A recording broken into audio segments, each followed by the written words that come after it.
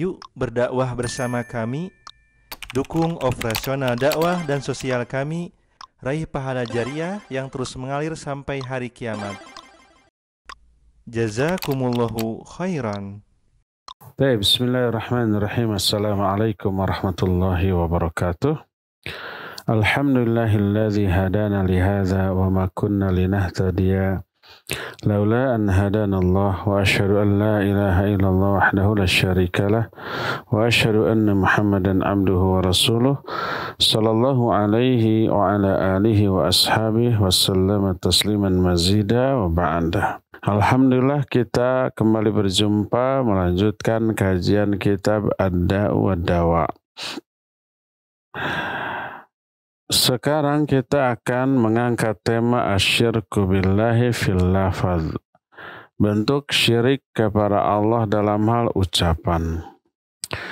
Di antara bentuk syirik kepada Allah adalah syirik dalam bentuk ucapan, dalam bentuk lisan, dengan mengatakan kalimah-kalimah yang di dalamnya mengandung unsur syirik. Di antaranya adalah bersumpah dengan menyebut nama selain Allah dalam sumpahnya. Sebagaimana hadis riwayat Imam Ahmad dan juga Imam Abu Dawud. Berkata Rasul alaihi salatu wassalam, man halafa bi ghairillah faqad asyraka. Siapa orang yang bersumpah dengan menyebut nama selain Allah, maka sungguh dia telah syirik. Hadis ini disahihkan oleh Imam Al-Hakim dan Imam Ibnu Hibban.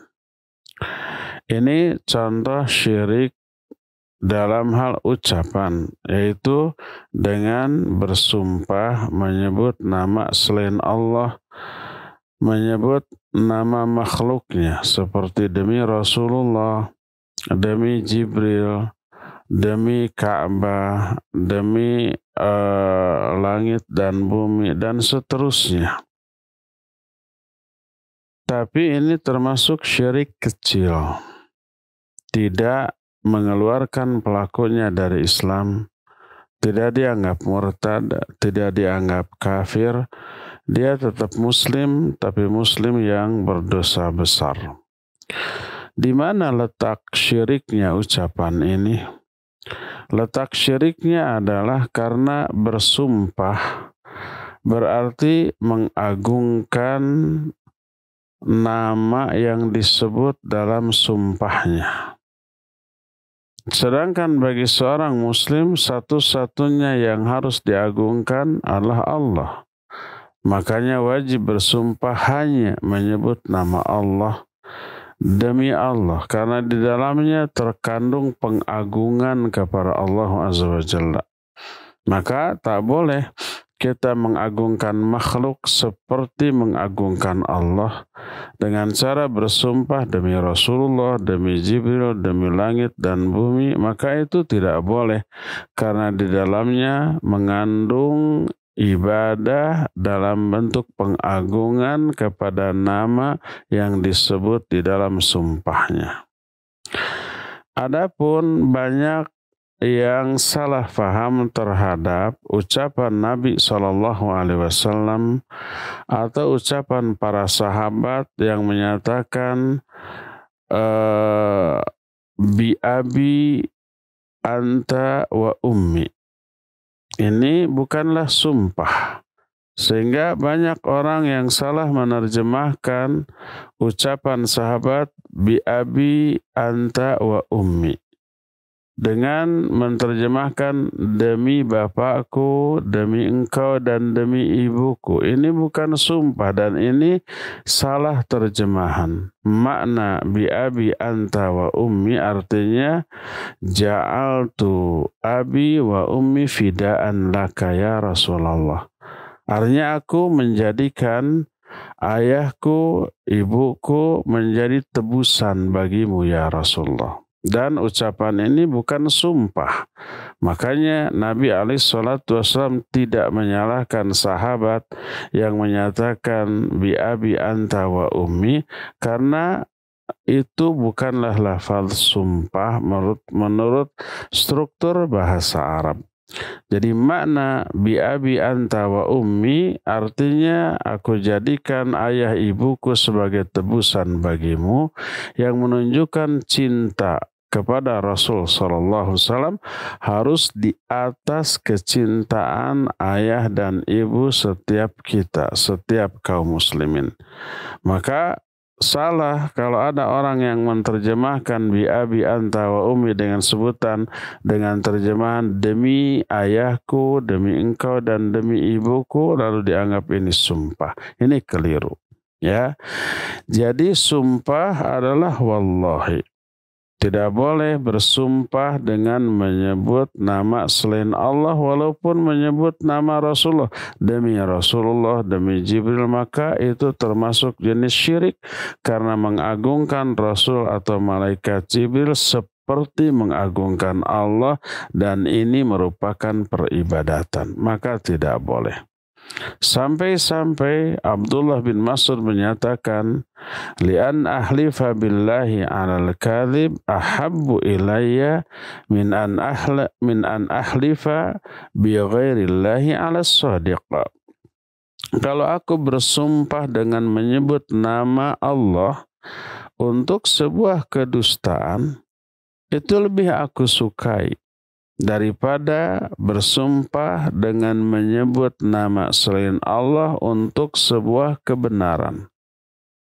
Contoh umpamanya, contoh nih, menyebut nama Allah untuk sebuah kedustaan, itu maksiat, itu dosa, ini tidak boleh. Contohnya umpamanya, kemarin saya tidak ke Jakarta, tapi ketika ditanya orang, kemarin kemana aja? Berada di rumah, tidak kemana-mana. Saya katakan ke Jakarta. Masa gitu ya? Lalu saya sumpah demi Allah kemarin saya ke Jakarta. Sumpahnya benar menyebut nama Allah, tapi itu dipakai mendukung kedustaan. Kemarin nggak kemana-mana, lalu saya ngomong ke Jakarta, dusta. Dustanya didukung oleh sumpah. Maka ini maksiat. Dosanya besar. Ya. Tapi itu lebih baik dibanding bersumpah dengan menyebut nama selain Allah untuk sebuah kejujuran. Seumpamanya kemarin kemana? Ada di rumah, itu jujur. Orang nggak percaya, masa lalu saya bersumpah demi Rasulullah saya nggak kemana-mana. Nah, sumpahnya demi Rasulullah adalah syirik, walaupun bicaranya jujur. Maka yang kedua dosanya lebih besar daripada yang pertama. Dua-duanya salah, dua-duanya dosa. Tapi dosa yang kedua lebih besar karena mengandung unsur syirik, yaitu bersumpah dengan menyebut nama Rasul SAW, dan ini tidak boleh. Inilah syirik yang pertama, syirik ucapan dalam bentuk bersumpah dengan menyebut nama selain Allah Subhanahu wa ta'ala. Di antara syirik ucapan adalah mengatakan Masya Allah wa syi'ta. Ini juga termasuk syirik ucapan karena menyamakan Allah dengan makhluk dalam hal masyiah. Masyiah itu kehendak atau keinginan. Dengan mengatakan Masya Allah wa syi'ta, artinya terserah kehendak Allah dan kehendak kamu. Dia menyamakan kehendak Allah dengan kehendak makhluk, dan ini terlarang, termasuk syirik. Syirik dalam bentuk ucapan. Sebagaimana dikemukakan dalam salah satu hadis yang diriwayatkan oleh Imam Ahmad dalam kitab Musnadnya. Juga dalam Al-Adabul Mufrad, Imam Al-Bukhari meriwayatkan juga hadis ini. Juga diriwayatkan oleh Imam Ibnu Majah dan Al-Baihaqi dan yang lain-lainnya dengan sanad yang hasan dari Ibnu Abbas radhiyallahu anhuma. Kata Ibnu Abbas, annahu qala lahu rajulun ma sya'allah wa syi'ta. Ada seseorang yang berkata kepada Rasul sallallahu alaihi wasallam. Orang ini mengatakan masya Allah wa syi'ta. Terserah kehendak Allah dan kehendak engkau ya Rasulullah. Mendengar ini, Nabi alaihi salatu wasallam melihat sebuah kemungkaran, tidak diam. Lalu beliau menyatakan, aja'altani lillahi niddan, apakah engkau akan menjadikan aku sebagai tandingan bagi Allah? Qul masya Allah wahdah, katakan olehmu masya Allah saja. Jangan ditambah masya Allah wa syi'ta. Tapi katakan masya Allah saja cukup. Karena dengan mengatakan masya Allah wa syi'ta, tergantung kehendak Allah dan kehendak engkau, berarti menjadikan Allah dan engkau sama dalam hal kehendak. Padahal apakah manusia punya kehendak? Ya tentu saja punya kehendak. Allah menyatakan dalam Al-Quran, hadis Nabi SAW menyatakan demikian. Dan realita yang ada, kita apakah punya kehendak? Ya punya kehendak. Punya masyiah, punya iradah, punya keinginan, punya kehendak. Allah menyatakan minkum mayyuridu dunya wa minkum mayyuridul akhirah. Di antara kalian ada yang menghendaki dunia, ada juga yang menghendaki akhirat. Allah juga menyatakan liman syaa minkum ayyastaqim. Bagi siapa saja di antara kalian yang hendak bersikap istiqamah, yang punya kehendak untuk istiqamah. Ini menunjukkan kita punya kehendak. Manusia punya kehendak. Allah juga punya kehendak. Tapi kehendak Allah dan kehendak manusia tidak boleh disimpan di level yang sama. Kehendak Allah dengan kehendak manusia beda. Kehendak manusia itu karena kehendak Allah, levelnya di bawah kehendak Allah. Kita memiliki kehendak karena Allah menghendaki kita berkehendak. Allah yang ngasih kehendak dan keinginan ini kepada kita. Sebagaimana firman Allah, wa ma tasyauna illa ayyasha'allahu rabbul alamin. Dalam ayat lain, wa ma yadhkuruna illa ayyasha'allahu rabbul alamin. Kalian tidak akan punya kehendak kecuali Allah yang berkehendak demikian. Allah yang memberi kalian kehendak, maka kalian punya kehendak. Semuanya, tidak hanya kehendak, keinginan, tapi juga amalan. Wa ma yadhkuruna illa ayyasha'allah. Mereka tidak memiliki, tidak akan berzikir, tidak akan ingat kecuali Allah yang menghendaki kali mereka itu ingat, mereka itu berzikir dan seterusnya. Jadi tidak sama antara kehendak Allah dengan kehendak manusia. Manusia berkehendak karena dikehendaki oleh Allah demikian. Manusia berkeinginan kalau Allah yang memberikan keinginan itu kepada manusia tersebut. Begitu, tidak boleh disamakan. Sehingga kalau ada orang yang mengatakan masya Allah wa syi'ta, terserah kehendak Allah dan kehendak engkau, maka ini menyamakan kehendak Allah dengan kehendak manusia, dan ini termasuk syirik, maka tidak boleh dikatakan demikian. Kecuali kalau kita memakai lafad thumma, maka dibolehkan. Seperti masya Allahu thumma syi'ta, boleh. Terserah kehendak Allah, kemudian setelah itu terserah kehendak engkau. Ini dibolehkan. Apa bedanya antara wa dengan thumma?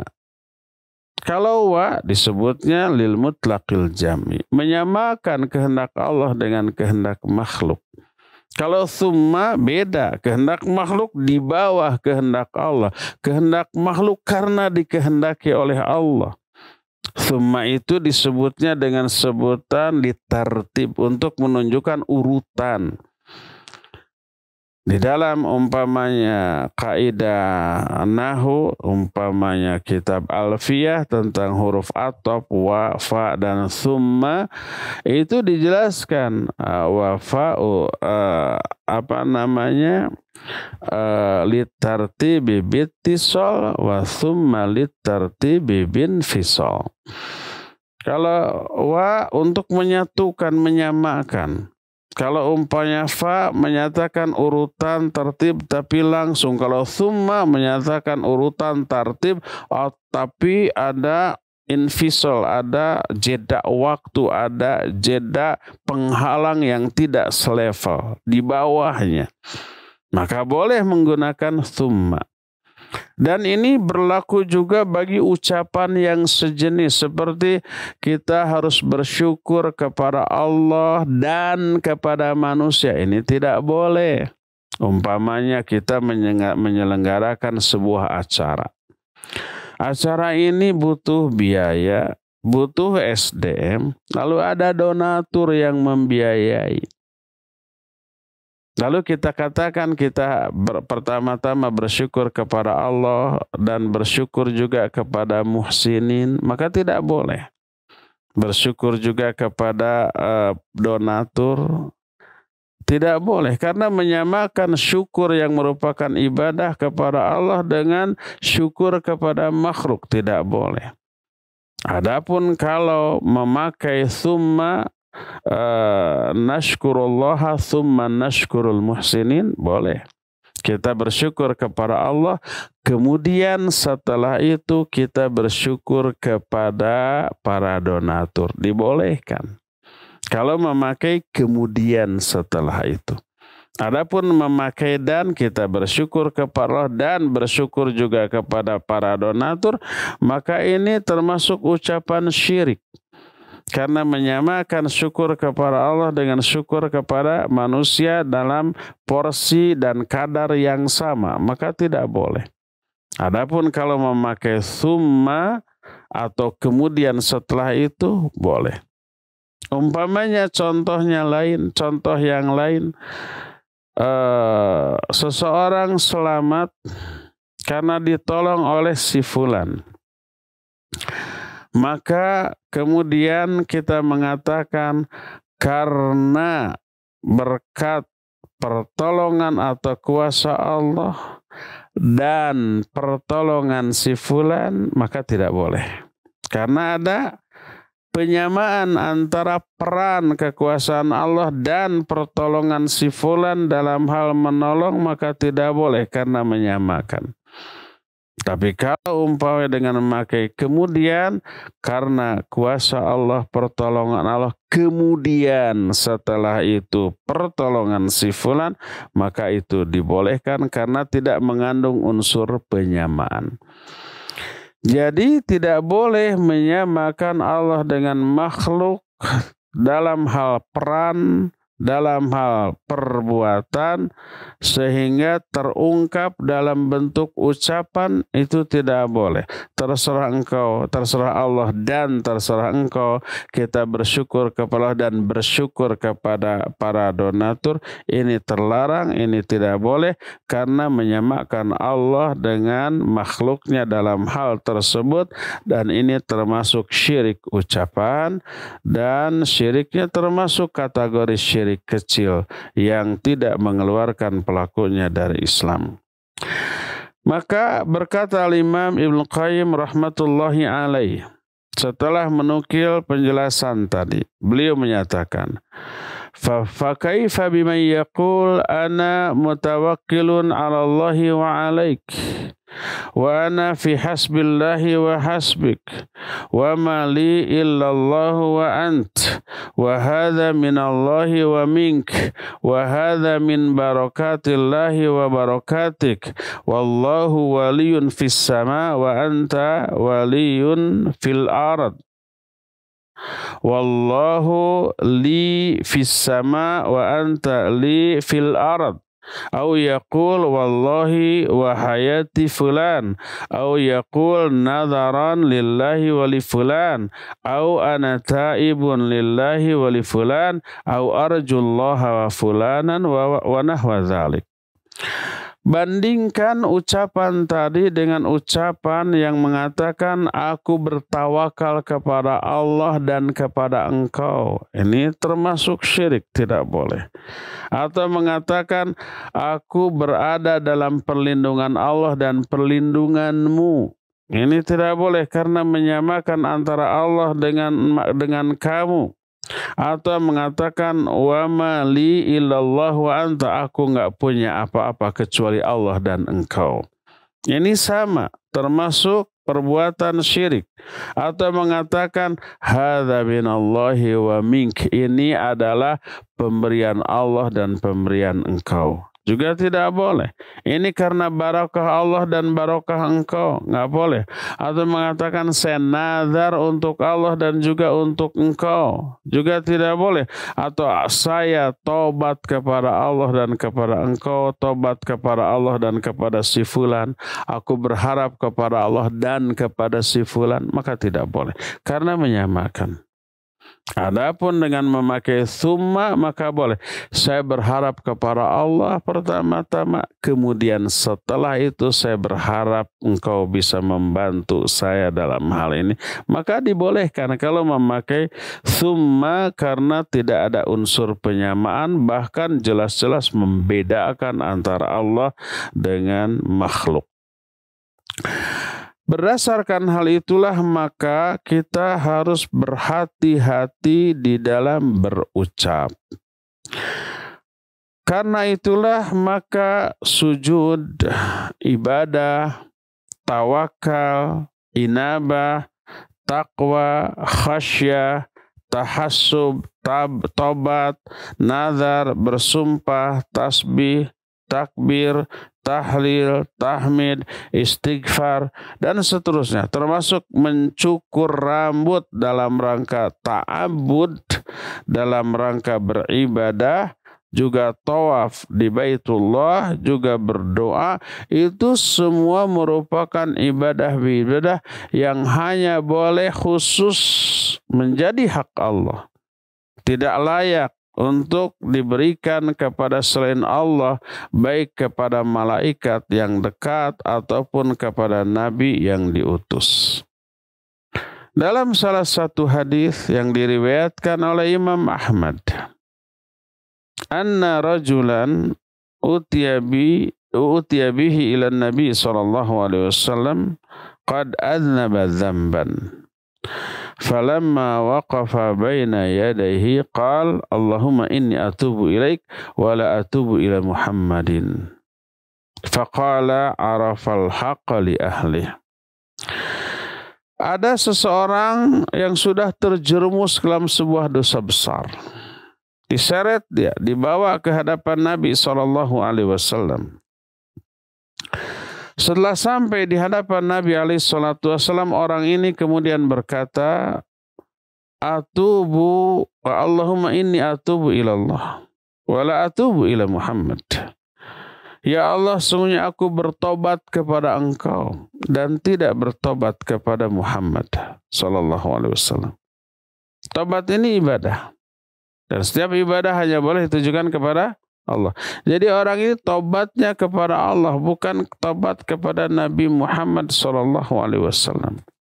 Dia berdosa, dia melakukan kemaksiatan besar, dibawa, diseret ke hadapan Nabi. Di hadapan Nabi SAW dia menyatakan, saya hanya bertobat kepada Allah dan bukan bertobat kepada Muhammad SAW.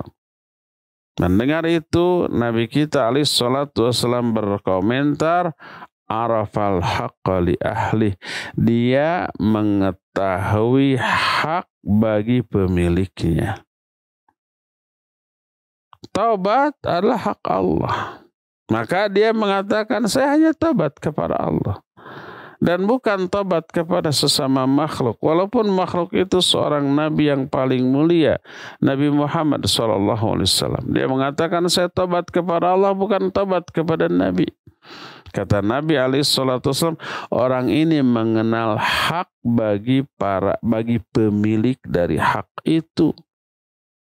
Pemilik tobat adalah Allah. Bertobat hanya kepada Allah Subhanahu wa Ta'ala, dan ini dibenarkan oleh Nabi alaihi salatu wassalam.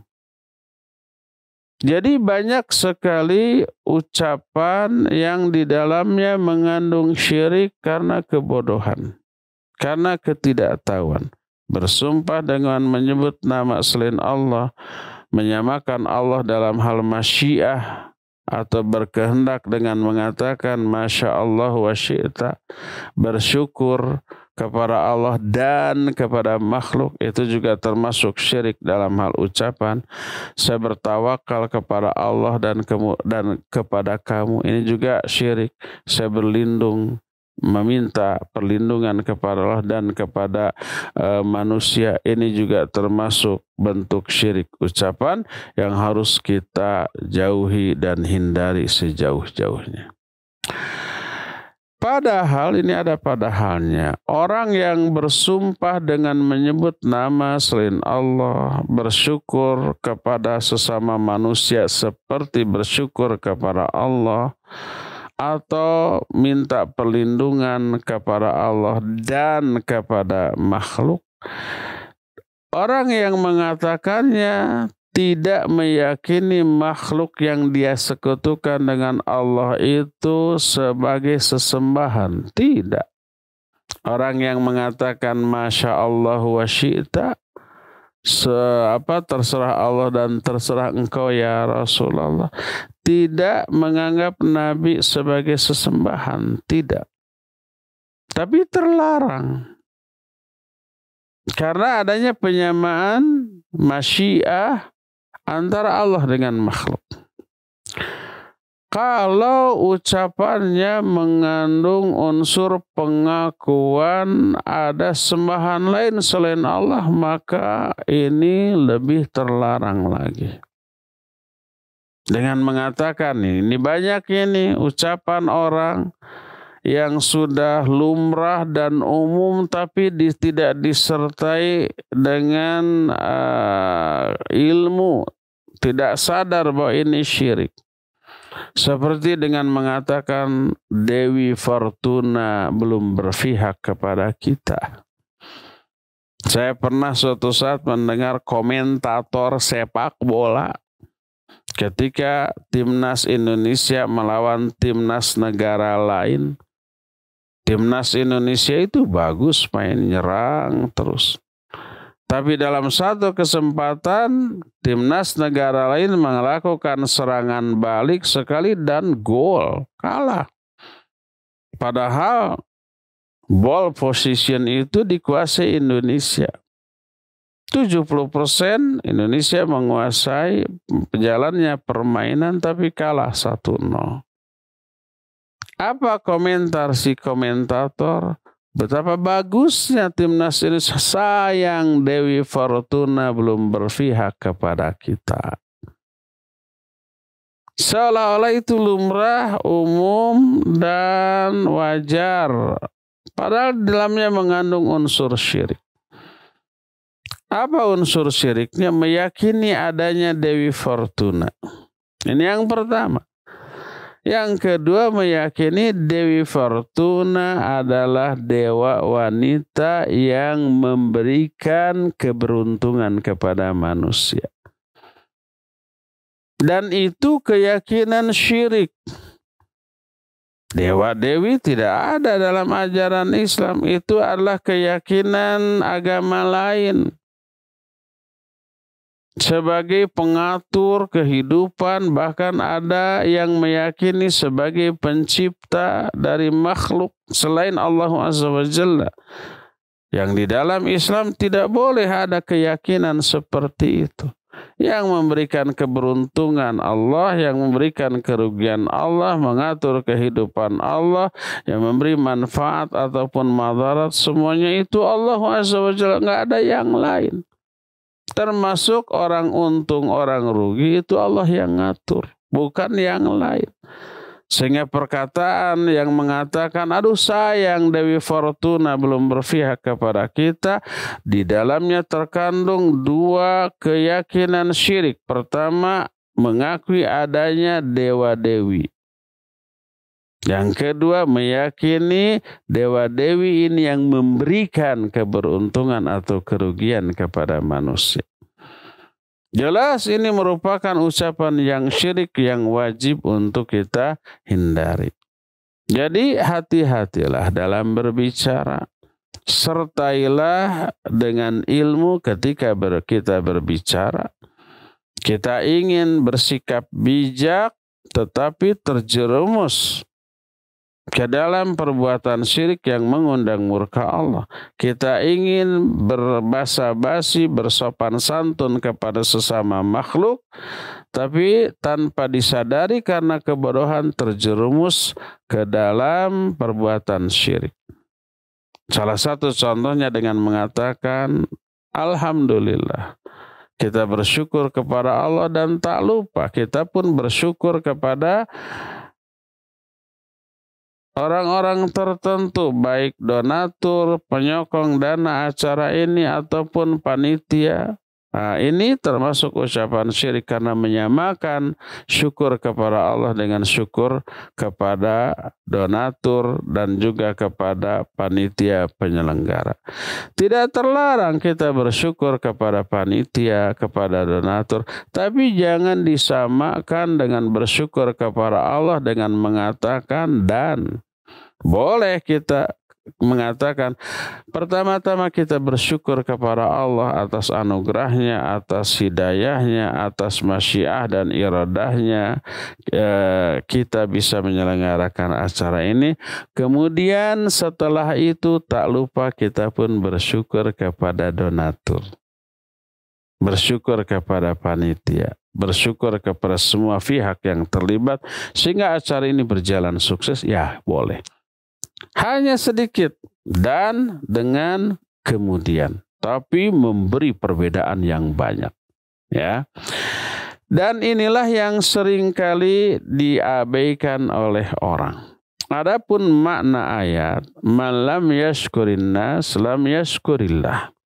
Siapa orang yang tidak bersyukur kepada manusia, maka dia tidak bersyukur kepada Allah. Ada hadis itu, ada yang menyatakan la yashkurullah ma la yashkurun nas. Tidak dianggap bersyukur kepada Allah orang yang tidak bersyukur kepada manusia. Bukankah ini menunjukkan bolehnya bersyukur, bahkan harus bersyukur kepada manusia? Iya benar. Kita tidak mengingkari. Wajib kita bersyukur kepada manusia yang berbuat baik kepada kita. Tapi sekali lagi pengungkapannya jangan disamakan dengan syukur kepada Allah, baik kadarnya ataupun nilainya, dengan mengungkapkan dengan ungkapan yang menyamakan syukur kepada Allah dan syukur kepada manusia. Seperti contoh tadi, kita harus bersyukur kepada Allah dan bersyukur kepada donatur. Kita tidak boleh mengatakan demikian.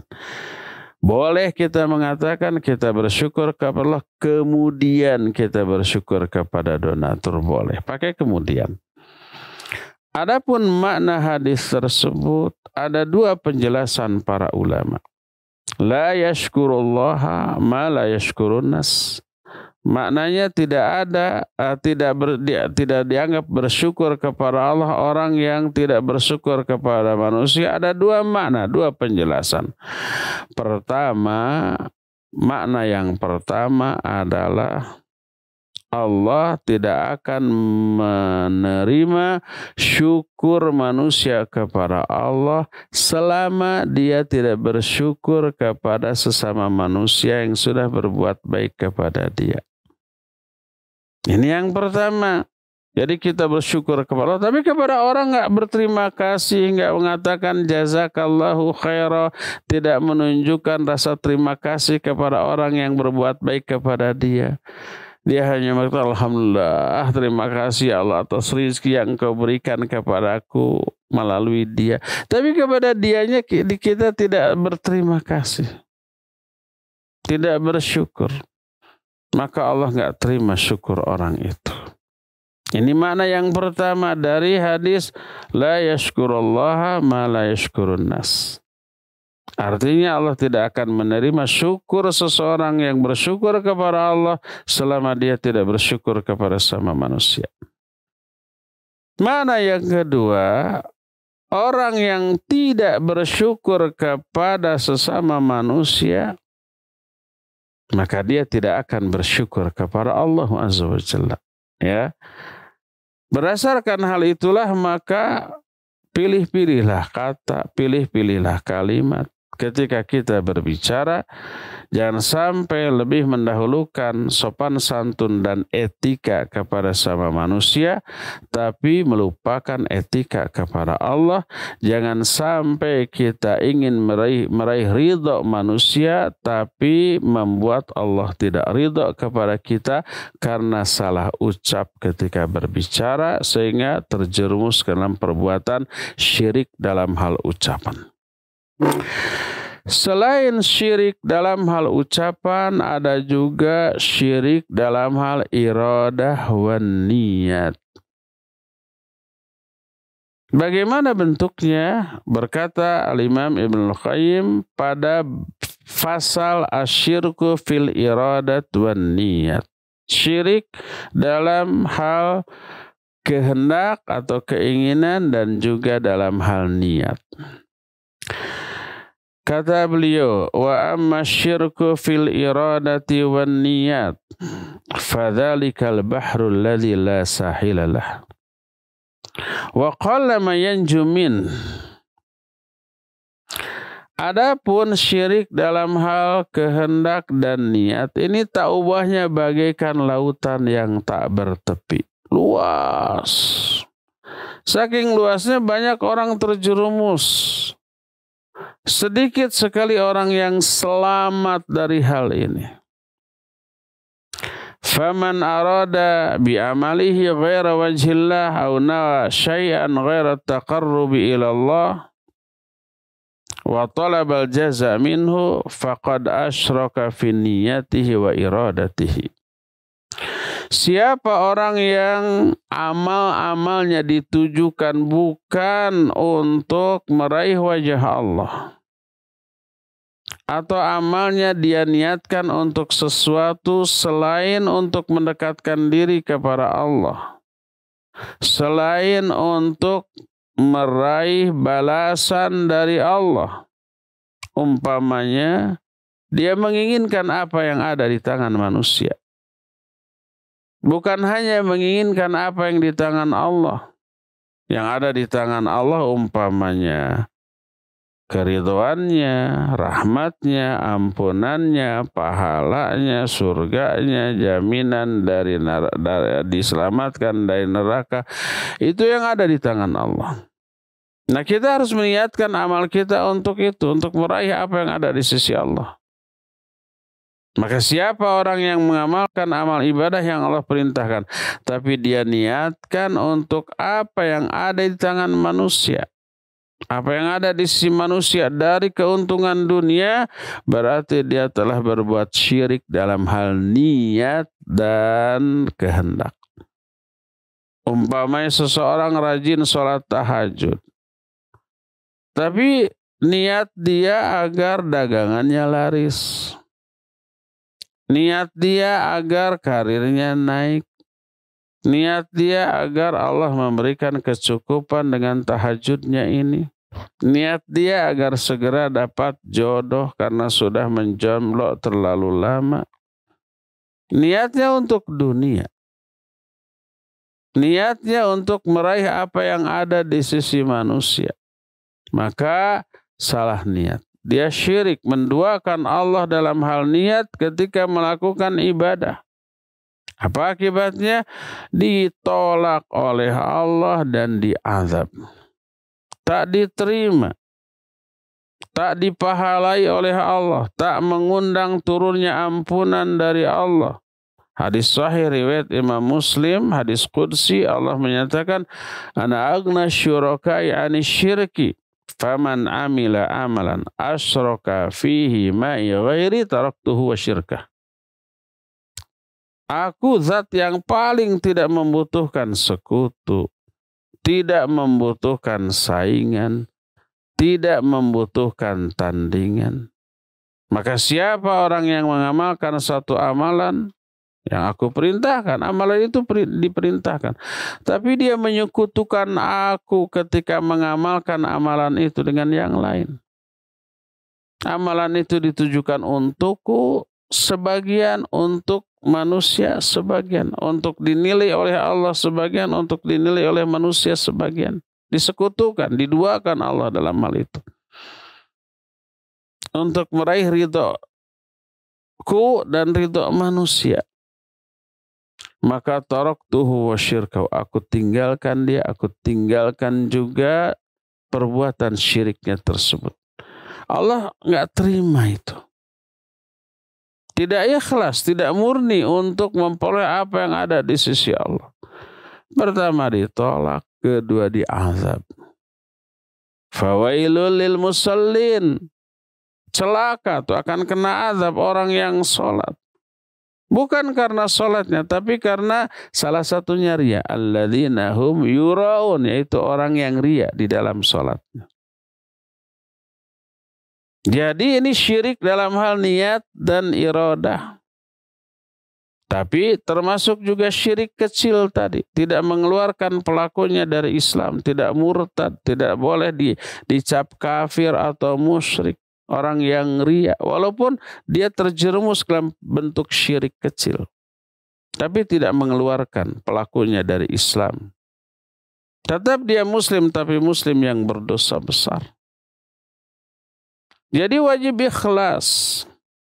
Maka berkata Al-Imam Ibnu Qayyim rahmatullahi alaih, wal ikhlasu ayyukhlisa lillahi fi aqwalihi wa af'alihi wa iradati wa niyatihi. Wa hadhihi hiya al-hanifiyatu millatu Ibrahim allati amarallahu biha ibadahu kullahum wa la yaqbalu min ahadin ghairaha wa hiya haqiqatul Islam.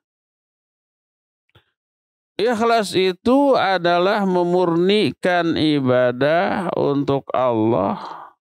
Maknanya untuk meraih apa yang ada di sisi Allah. Baik dalam ucapan, juga dalam perbuatan, dalam iradah, dalam hal niat. Dalam hal keinginan, maksud, ataupun niat. Dan inilah yang disebut dengan agama yang hanif, agama Nabi Ibrahim yang Allah perintahkan kepada hamba-hambanya semuanya.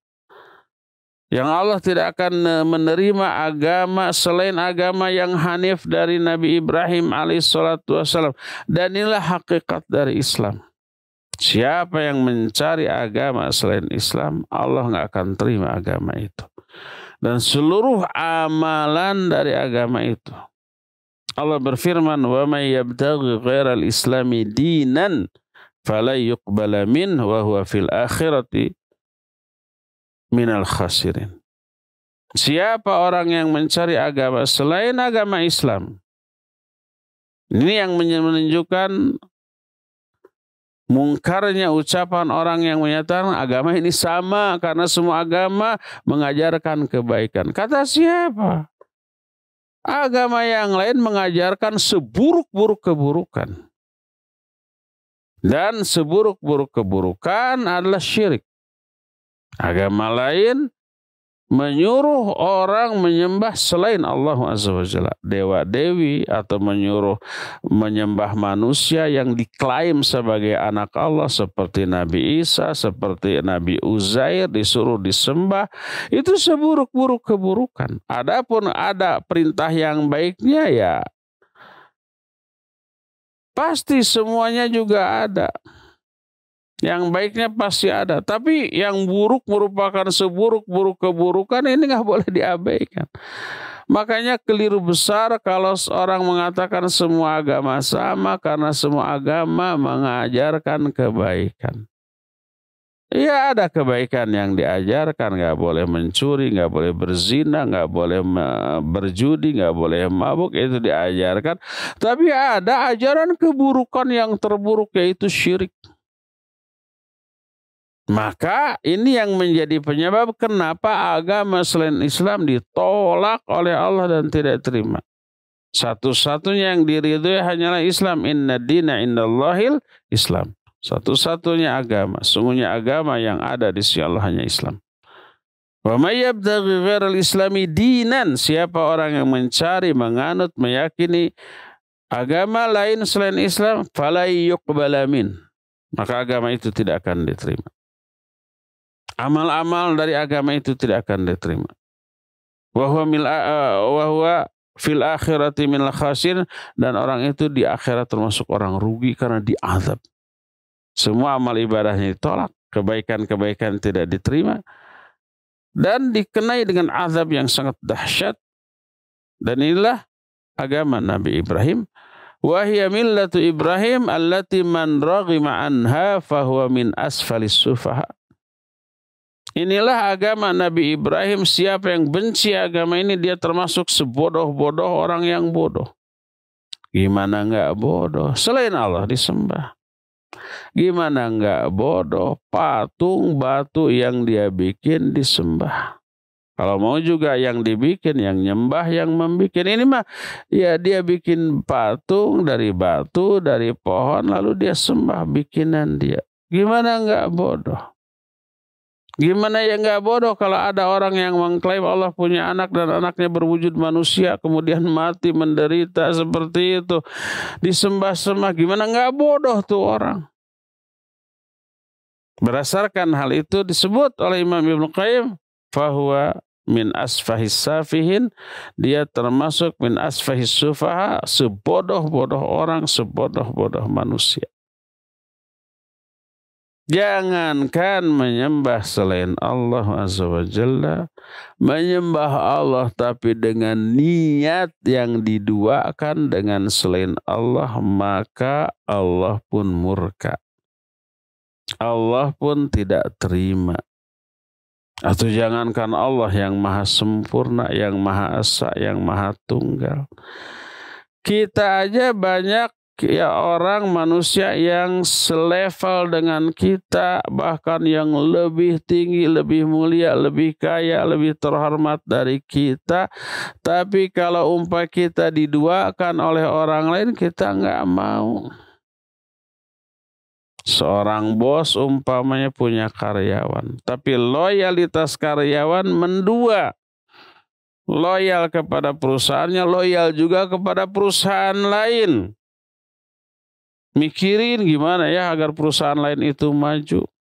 Mikirin bagaimana ya agar perusahaan lain juga mengalami keuntungan. Padahal dia nggak kerja di sono.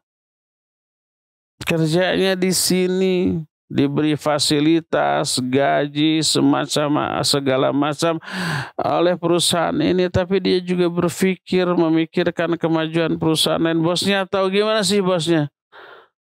Marah dia, kamu kerja di sini, digaji di sini, dikasih fasilitas begini. Kenapa kamu masih memikirkan perusahaan lain? Pilih, sono apa sini? Kan gitu tuh. Ya enggak? Negara kita punya warga. Lalu ada warganya yang punya 2 paspor. Punya 2 kewarganegaraan. Gimana coba? Marah nggak itu negara? Marahlah. Nggak boleh punya 2 paspor.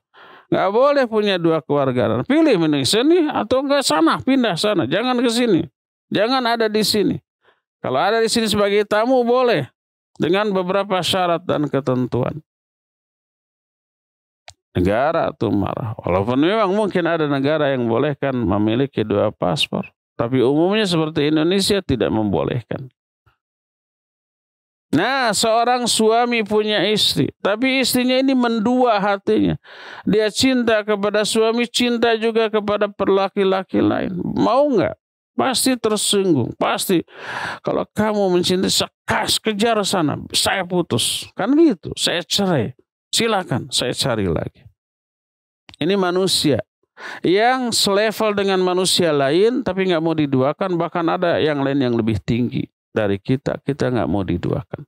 Apalagi Allah Azza wa Jalla yang lebih pencemburu dari kita. Kita ada punya rasa cemburu, Allah lebih pencemburu lagi dari kita. Kata Sa'ad bin Abi Waqqas, kalau aku melihat istriku berdua-dua dengan lelaki lain, akan aku penggal lelaki itu dengan bagian tumpul dari pedangku. Bukan dengan bagian yang tajamnya. Mana yang lebih enak? Dengan yang tajam atau dengan yang tumpul? Nggak ada yang enak dua-duanya. Tapi lebih menderita dengan bagian tumpulnya. Kalau bagian tajamnya disabat langsung lepas kepalanya, langsung mati, tidak menderita terlalu lama. Tapi kalau dengan bagian tumpulnya nggak akan lepas, paling patah lehernya. Mati nggak? Mati. Tapi sebelum mati menderita terlebih dahulu. Tidak langsung matinya. Itu kenapa Sa'ad ngomong begitu, karena kecemburuan. Kalau Nabi SAW menyatakan, atajabuna min ghirati Sa'ad. Kalian takjub nggak dengan kecemburuan Sa'ad? Fa wallahi ana aghyaru minhu, wallahu aghyaru minni. Demi Allah, aku lebih pencemburu daripada Sa'ad, dan Allah lebih pencemburu dari aku. Dan kecemburuan Allah salah satunya adalah apabila larangan Allah dilanggar, Allah marah karena cemburu. Cemburunya Allah ketika orang berdosa karena dia lebih mengikuti syaitan, lebih mengikuti hawa nafsunya daripada mengikuti aturan Allah Subhanahu wa taala. Inilah dua jenis syirik yang kita jelaskan hari ini. Pertama, syirik dalam hal ucapan. Yang kedua, syirik dalam hal niat dan iradah. Dua-duanya terlarang, dua-duanya haram, dua-duanya diazab, dua-duanya terjerumus ke dalam perbuatan syirik.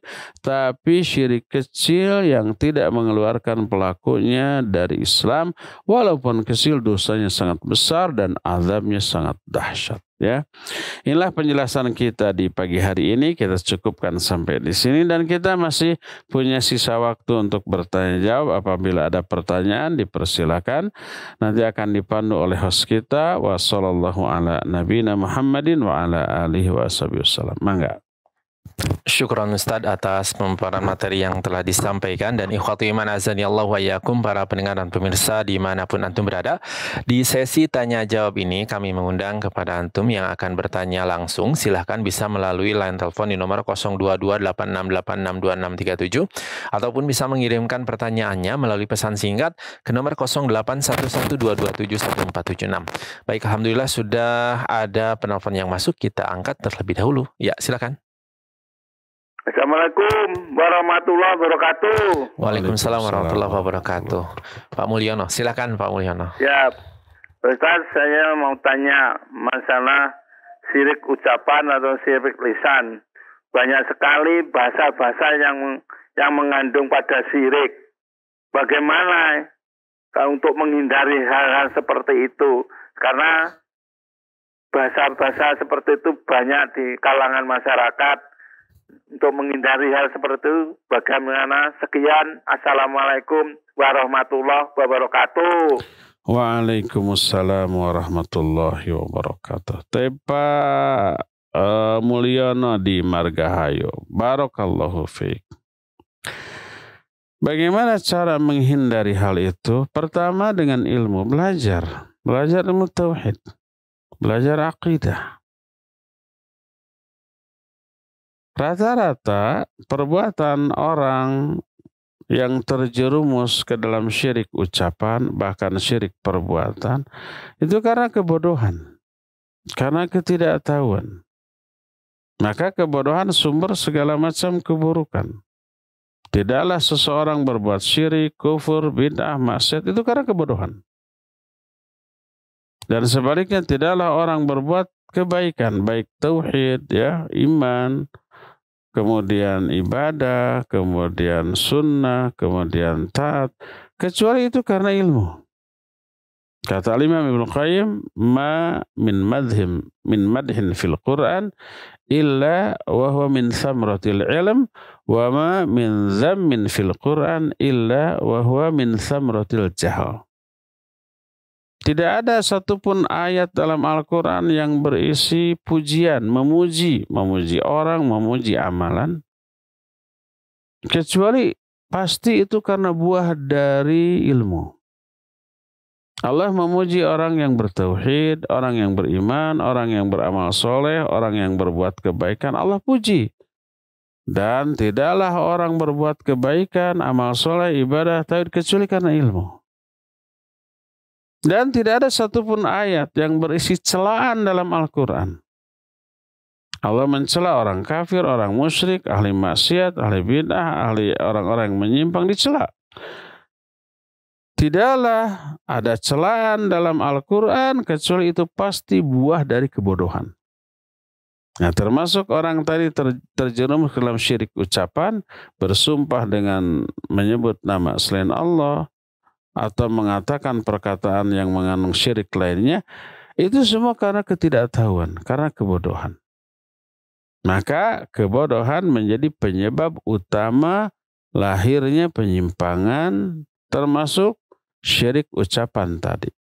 Untuk menghindarinya, pertama tentu saja belajar ilmu tauhid, belajar akidah yang benar, semendalam yang kita bisa, agar kita tahu mana tauhid, mana syirik, mana yang harus diucapkan, mana yang harus dihindarkan.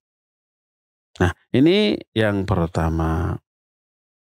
Kedua, agar kita juga terhindar dari syirik seperti ini adalah berdoa kepada Allah agar dijauhkan dari perbuatan syirik. Jangan kepedean, saya mah sudah paham. Nggak akanlah terjerumus ke dalam syirik. Akhirnya nggak pernah berdoa minta perlindungan dari syirik. Jangan. Jangankan kita, orang selevel Nabiullah Ibrahim sebagai bapak tauhid, pemberantas perbuatan syirik pada zamannya, tanpa takut dengan resikonya. Raja yang sangat berkuasa, Raja Namrud, penyembah berhala, ditentang dan berhalanya dihancurkan. Jadi beliau ahli tauhid yang luar biasa, tak ada duanya pada zamannya. Tapi beliau berdoa kepada Allah Subhanahu wa ta'ala agar dirinya dan anak-anak turunannya dihindarkan dari perbuatan syirik.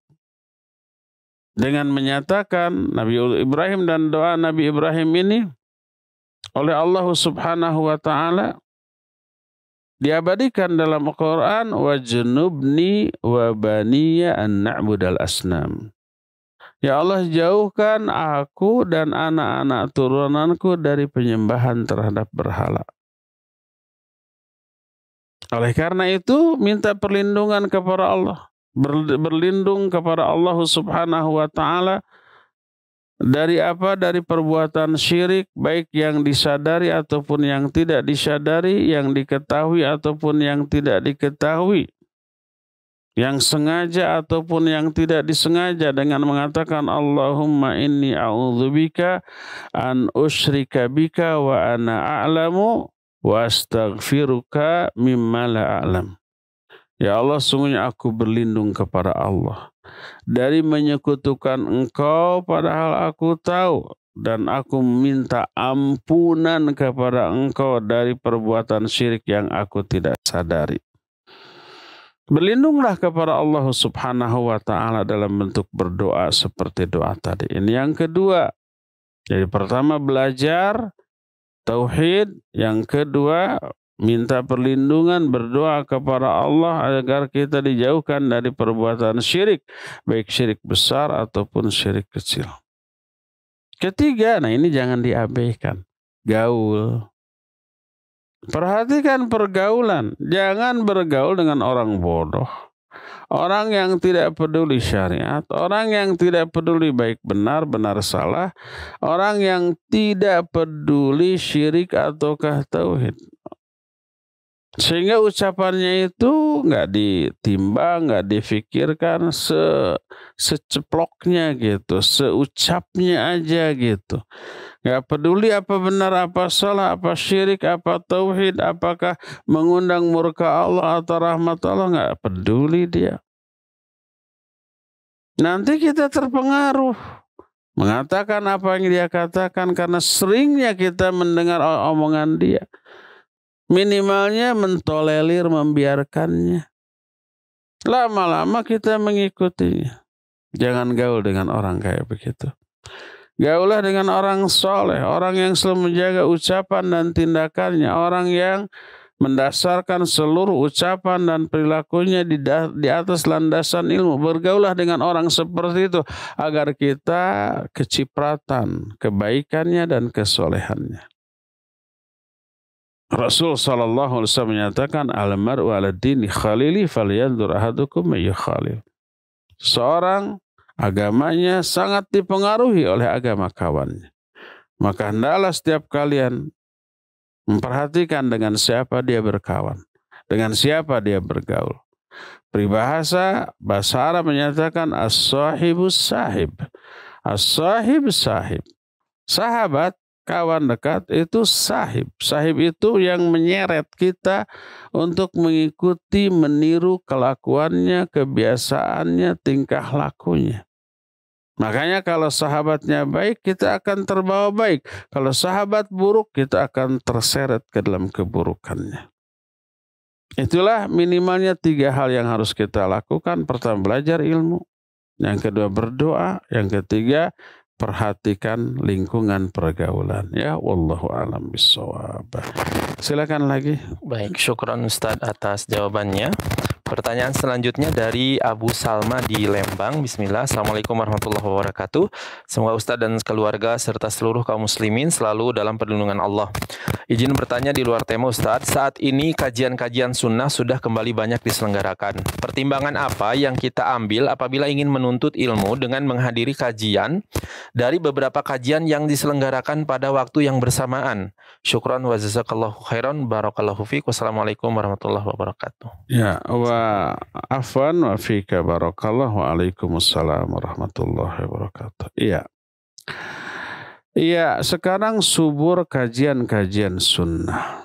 Saking suburnya kadang di satu kota bahkan berdekatan ada 2 kajian dari 2 ustadz yang dua-duanya sunnah. Penyelenggaranya juga ikhwan-ikhwan yang di atas sunnah. Kita bingung mau hadir kemana. Apa ini bagus, apa jelek ya? Ya, pertama, kalau kedua pihak penyelenggara, kedua ustadz ini sejalan, selaras ya, maka dua-duanya bagus-bagus saja. Tidak ada persaingan yang negatif. Karena dua-duanya itu lillahi ta'ala, bukan lidunya. Bukan untuk kepentingan dunia. Kalau toh ada orang panitia IO, event organizer, menyelenggarakan dakwah dengan niat duit, ada yang begitu, ada. Laporan ke saya ada dan terucap. Gimana niat duitnya? Itu dengan adanya tabligh akbar, mengundang ustadz yang dikenal sehingga memancing banyaknya jamaah yang hadir. Uang berlimpah nggak di sana? Ya, berlimpah. Ada panitia kajian mengundang ustadz dari luar, menawarkan ke beberapa masjid tapi minta ya, ini untuk akomodasi transportasi ustadz, patungan ya, 1 masjid 2 juta, sini dikasih.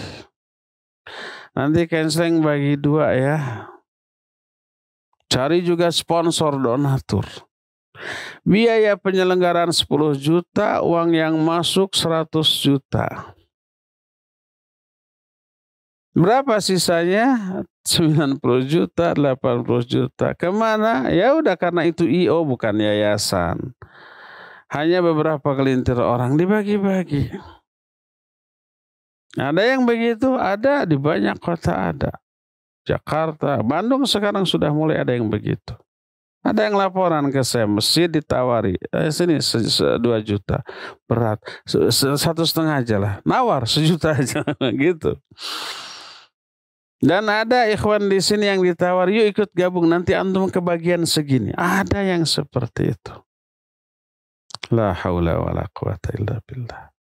Itu tadi, beramal akhirat untuk kepentingan dunia.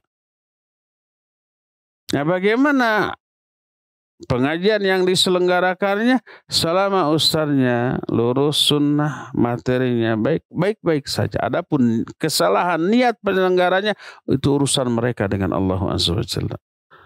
Kalau kita umpamanya dimintai bantuan untuk menata sound systemnya gimana? Bantu, nggak apa-apa. Karena ini dakwahnya khair. Adapun kejelekan niat para panitia itu urusan dia dengan Allah Azza wa Jalla.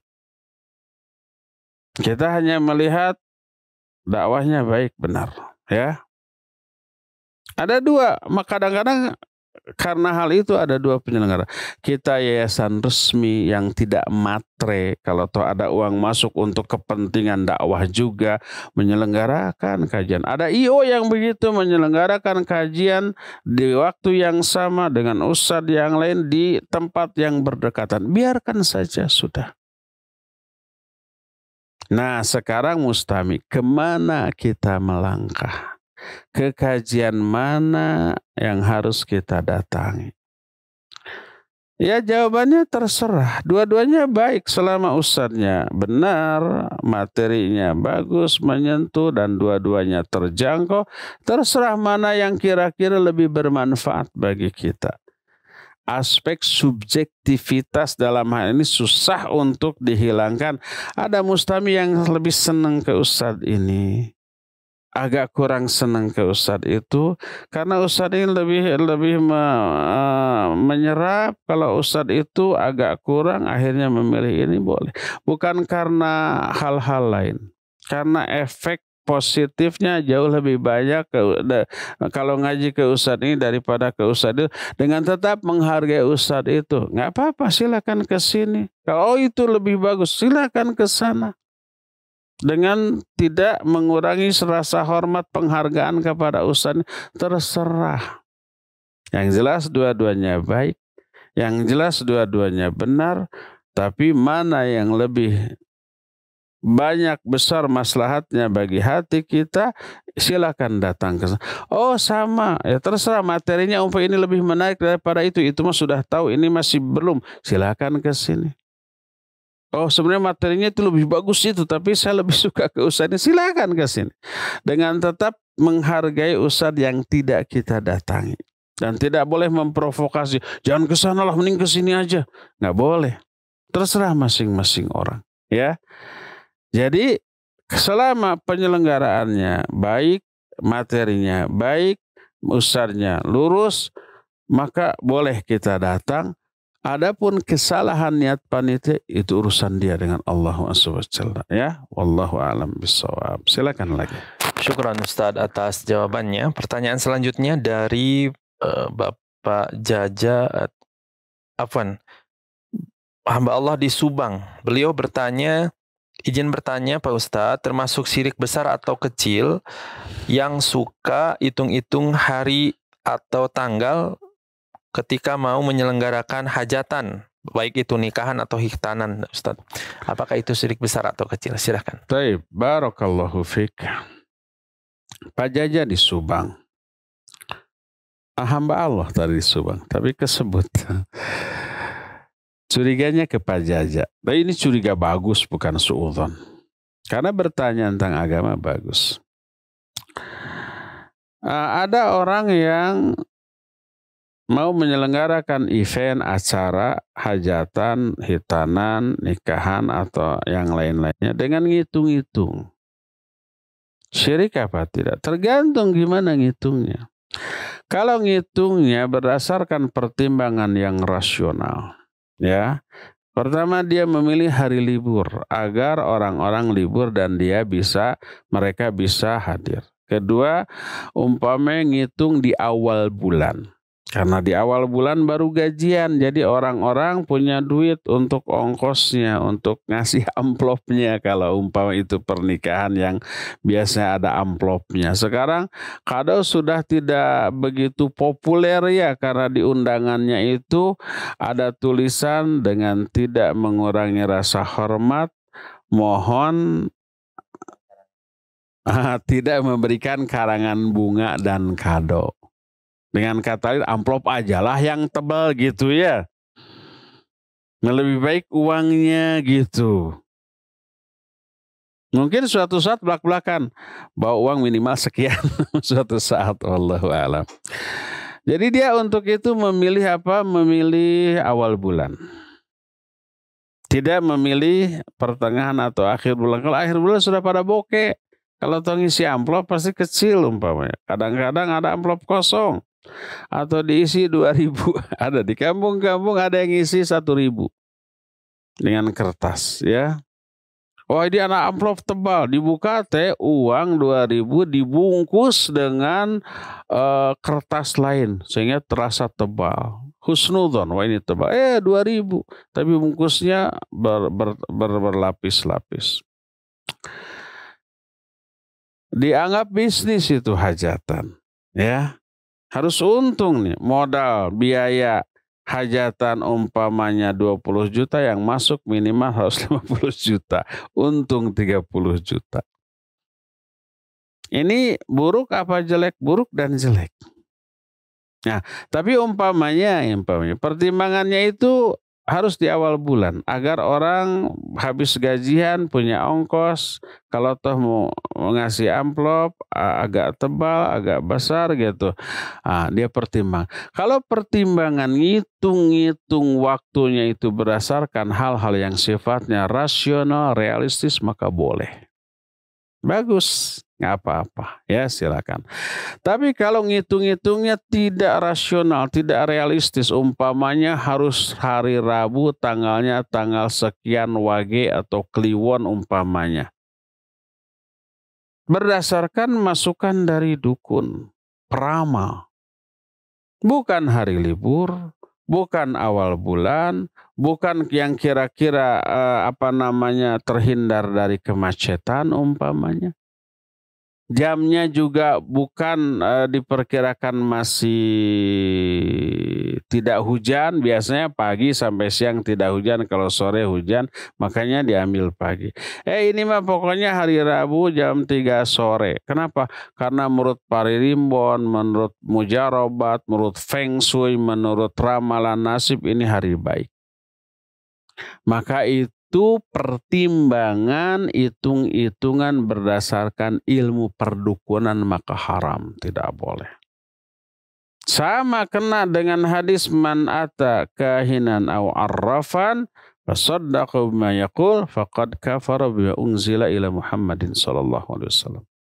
Siapa orang yang datang ke dukun atau peramal dan percaya kepada omongannya, maka dia sungguh telah kufur kepada ajaran yang diturunkan kepada Nabi Muhammad SAW. Ya, itu tidak boleh, itu syirik. Apakah percaya kepada dukun ramal itu adalah syirik besar atau syirik kecil? Syirik kecil. Kecuali kalau praktek perdukunan yang di dalam prakteknya ada unsur syirik atau kufur, bisa terjerumus kalau syirik atau kufur. Baik itu perdukunan termasuk ilmu sihir. Kata Imam Syafi'i ketika ditanya apakah sihir itu murtad, pelakunya keluar dari Islam, kata beliau, arini syihrok. Coba perlihatkan dulu kepadamu praktek sihirmu. Termasuk praktek perdukunan.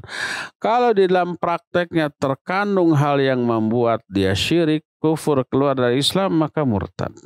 Tapi kalau tidak, maka tidak. Contohnya umpamanya ada minta-minta ke jin, minta-minta ke ruh-ruh orang yang sudah mati, berdoa kepada mereka, ya ini syirik. Atau syarat dari perdukunannya itu harus memasukkan mushaf ke dalam lubang WC. Menghinakan mushaf Al-Quran, maka itu syirik, itu kufur. Bukan syirik, itu kufur. Adapun kalau umpamanya tidak ada unsur-unsur yang demikian, ya, hanya dalam bentuk umpamanya tawasul kepada orang yang sudah mati, dan itu tidak syirik. Tapi itu merupakan sebuah kebid'ahan di dalam berakidah, maka tidak musyrik, tidak keluar dari Islam, tidak kufur, tidak murtad, tapi itu termasuk perbuatan yang berdosa besar, ya. Jadi syirik atau tidaknya praktek perdukunan atau sihir tergantung dari jenis prakteknya. Kalau mengandung unsur syirik dan kufur, ya. Tapi kalau tidak, maka tidak. Tapi percaya kepada omongan dukun, percaya kepada omongan peramal termasuk diantara syirik kecil. Wallahu a'lam. Silakan lagi. Baik, syukran Ustadz atas jawabannya. Kita beralih ke penelpon yang masuk. Ya, silakan. Halo. Assalamualaikum. Waalaikumsalam warahmatullahi wabarakatuh. Dengan Bapak siapa di mana? Hamba Allah di Bogor, Pak, dari Bogor. Hamba Silakan. Allah dari Bogor. Silakan, Pak. Ini Pak Ustadz tentang masalah amalan hati, Pak Ustadz. Kan ada dalam hadis disebutkan masalah amalan hati yang bisikan-bisikan yang jelek. Kalau kita syaratnya tidak diucapkan sama tidak dilakukan, itu tidak terhitung, nggak apa-apa. Nah itu kalau kaitannya dengan surat haji, Pak Ustadz, tentang di tanah di Masjidil Haram tuh, kalau kita niat jelek aja di situ Allah akan memberikan balasan dengan dosa yang besar begitu, Pak Ustadz. Dan begitu juga surat Al-Isra ayat 36 tuh, Pak Ustadz, yang hati pendengaran mata nanti bakal diminta pertanggungjawabannya. Gimana Pak Ustadz memahaminya yang benar tentang ayat-ayat tadi, Pak Ustadz? Iya. Pak Ustadz, jazakallahu khair. Iya, wa fika barakallah wa jazakallahu khaira. Ya, hamba Allah di Bogor ya, di Bogor. Barakallahu fik. Taib, harus dibedakan antara niat, rencana untuk melakukan sebuah perbuatan dengan amalan hati. Amalan hati merupakan perbuatan, bukan niat untuk berbuat. Contoh niat untuk berbuat ini begini.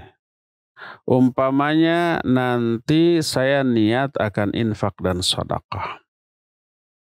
Amalannya adalah sedekah, infak. Diniatkan dari sekarang. Itu niat untuk berbuat baik, sudah dicatat satu. Umpamanya nanti pas azan zuhur saya mau ke masjid. Salat berjamaah. Perbuatannya sholat berjamaah di masjid. Tapi sudah diniatkan sekarang, itu sudah dicatatkan satu. Dan kalau nanti benar-benar dilaksanakan, dia benar-benar infak, dia benar-benar sholat berjamaah di masjid, maka dicatat 10 pahala. Kalau nggak jadinya tanpa uzur, malas ternyata ke masjid itu umpamanya. Malas infak dan sedekah itu maka satu pahala yang sudah dicatat ini tidak dihapus, tetap satu pahala. Tapi kalau umpamanya dilaksanakan dapat 10 pahala. Atau tidak dilaksanakan karena ada uzur. Umpamanya saya mau infak sedekah, sudah niat. Pas mau infak ternyata uangnya hilang. Ya, jadi infak karena ada uzur, maka tetap dapat 10 pahala. Nanti saya mau sholat duhur berjamaah di masjid, ya sudah mandi, sudah berwudu, hujan besar. Akhirnya nggak jadi ke masjid, sholat di rumah sendirian, maka tetap dapat 10 pahala. Nah, itu niat mau beramal. Ada lagi amalan hati. Apa amalan hati? Contohnya cinta atau benci. Suudzon kepada orang. Itu amalan hati, bukan niat. Atau umpamanya khauf, roja, tawakal kepada Allah Azza wa Jalla. Itu amalan hati. Jadi kalau umpamanya seseorang suudzon kepada orang, itu bukan niat. Tapi itu sudah amalan hati dan dosa. Makanya dilarang oleh Allah dan Rasul dalam Al-Quran. Allah menyatakan, ya ayyuhalladzina amanu jtanibu katsiran minadh-dhonn. Dalam hadis dikatakan, iyyakum wadh-dhanna fa inna dhanna akdzabul hadits. Itu sudah amalan hati dan dosa. Walaupun hanya di hati, tidak terucap secara lisan. Atau umpamanya lihat orang benci. Benci itu amalan hati. Kalau kebenciannya itu hanya benci saja kepada sesama muslim karena urusan dunia umpamanya, itu sudah dosa. Benci saja sudah dosa. Sebagaimana cinta aja sudah berpahala. Kalau bencinya itu diungkapkan dalam bentuk ucapan, itu dosa yang kedua. dengan menyatakan saya benci kamu. Apalagi umpamanya dengan mencela dia, dasar kamu begini begitu, celaan. Atau dengan menggibahi dia, si anu jelek begini, keluar dari kebencian, maka lahir dosa gibah selain dosa benci tadi. Jadi benci, cinta itu amalan hati, bukan niat. Suudzon itu amalan hati, bukan niat. Kalau niat tadi itu niat baik atau niat buruk, ya, saya nanti mau infak musodakoh. Amalannya infak dan sodakoh, amalan anggota badan. Lalu niatnya sejak sekarang, nah itu niat untuk berbuat baik. Niat untuk sholat berjamaah. Atau niat buruk, nanti saya mau nyopet. Sudah diniatkan sekarang, nyopetnya belum.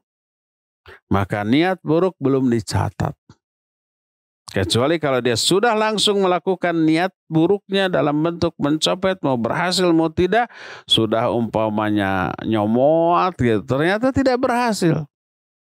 Karena kebaru ketahuan orang ada yang dehem gitu, nggak berhasil, itu sudah dicatat sebagai satu dosa karena niat jeleknya sudah dilaksanakan walaupun tidak berhasil. Tapi sudah diikhtiarkan, sudah dilakukan walaupun gagal. Sebagaimana Nabi SAW menyatakan, ya, idza taqal muslimani bisayfihima fal qatilu wal maqtul finnar. Kalau ada dua muslim saling berhadapan dengan membawa pedangnya masing-masing, mau saling bunuh, maka yang membunuh dan yang dibunuh dua-duanya masuk neraka. Sahabat bertanya, hadzal qatil, fama balal maqtul. Kalau yang membunuh ya layak, pantas dia masuk neraka karena membunuh. Kenapa yang dibunuh juga masuk neraka? Kan dia korban. Dijawab li'annahu kana harisun ala qatli sahibi.